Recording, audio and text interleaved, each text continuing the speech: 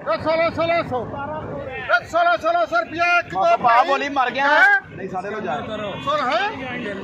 1600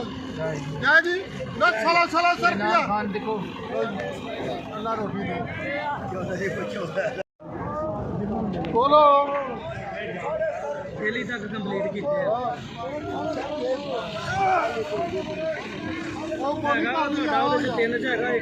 1200 रुपया 1300 1400 कितने भी है ना गिननी ने जावे जी क्या बात है रोल गए माल आज 14,500 ये 14,500 माल खरा होगा ये 14,500 हाँ जी आज 14,500 आज 14,500 जाएगी ये 14,500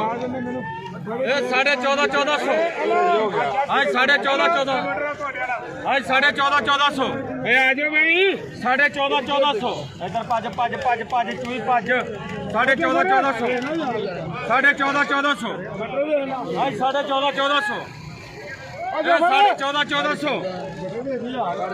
14,500 अल्लाह रोजी दवे जी